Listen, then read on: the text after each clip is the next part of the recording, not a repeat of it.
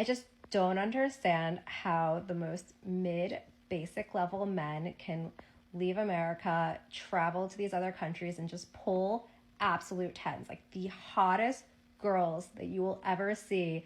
And these men, like men that we wouldn't even look twice at, are just pulling them and convincing them to date them. Like, I truly don't understand it. Can someone please explain to me how this is happening and how these men are able to get away with it? Also, like, how can we stop this? It's out of control and it's getting to a point where it needs to be stopped. If you take your top lip and connect it to your bottom lip, you will shut the fuck up. Sometimes shutting the fuck up is the best thing you can do.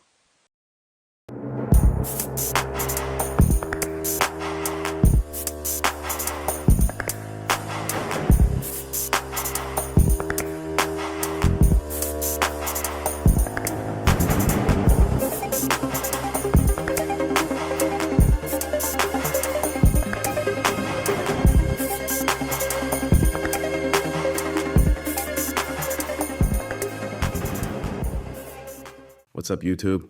It's that time again. This is Skull, back with another video. Without further ado, let's get started. That video I just showed you guys is starting to go viral on TikTok right now, and it's not the first of its kind. A woman online claiming American men who travel overseas to find love are less than, and somehow having to convince women to date them. We've been hearing that same story for the greater part of the last 3 years. The truth is, she's confused.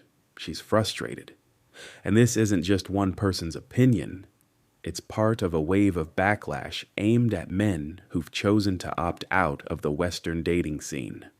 Men who were typically overlooked or dissatisfied with the dating dynamics are now finding respect and romance in places where the rules are fundamentally different.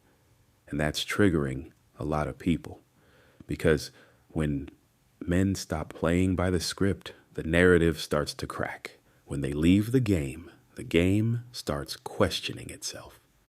So I saw a video about this passport bro guy on Instagram, right? Showing like a little vlog of him taking his girlfriend out on a date. He started off the video by taking out like $80. He was showing how he's spoiling his girlfriend, right? Like he got her like a lash service and like nails.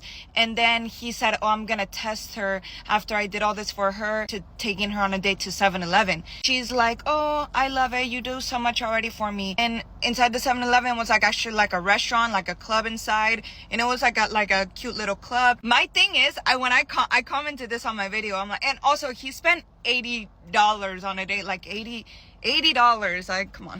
And I commented, oh, I get all this from men in the US and Miami. Like, you guys are just broke and don't date beneath your means in the United States. So you guys go to other countries to be able to afford the women that you want to date instead of working hard to afford the women you want to date in the United States, right? Wow. $80 whole, nails, lashes, and dinner at 7-Eleven? Somebody call the broke police. We've got a situation over here.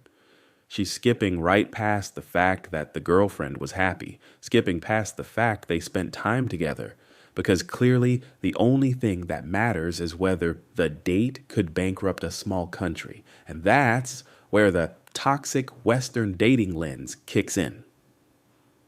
In a lot of other cultures, the value of a date isn't measured in dollars. It's measured in connection. If both people are happy, laughing, and enjoying each other's company, that's the win, not the receipt total. As you guys can expect, so many men got mad at me. Are we surprised that they got so emotional? My point is, and you're never gonna change my mind about this, currency for women is looks and beauty, and currency for men is regular currency, like money. The society that men built for us, doesn't matter if a woman doesn't have any money, but if she's pretty, she's gonna be able to get ahead in life, right? But if a man is ugly and he works hard and he has money, he's gonna be able to get ahead in life, like finding a wife. So instead of this man working harder to afford the woman that he wants to have in the United States, he cheapened out. He went the cheap route and then went to another country to find a girlfriend. Oh, here we go. Now the men are emotional because they didn't clap for her hot take. And then she drops the gem. Currency for women is looks, Currency for men is money, and men built this society.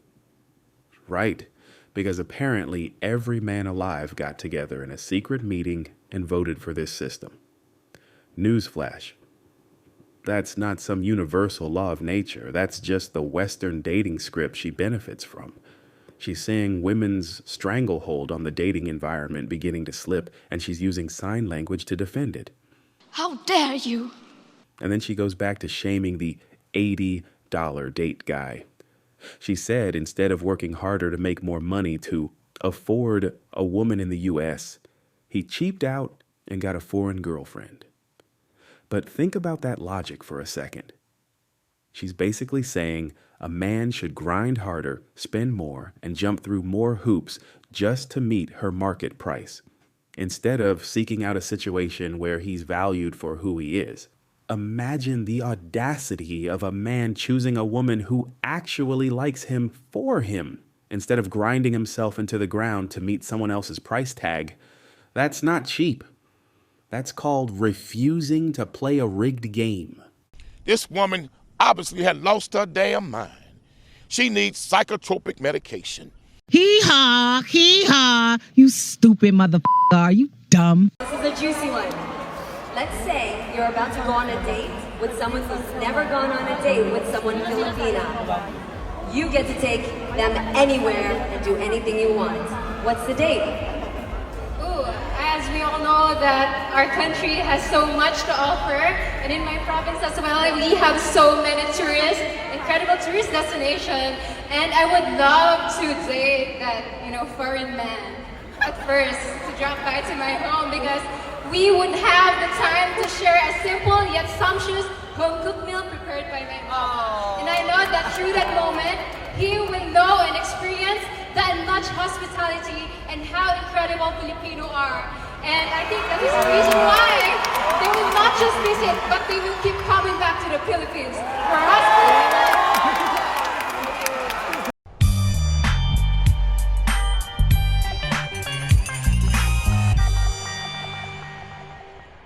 I rest my case for God and my country.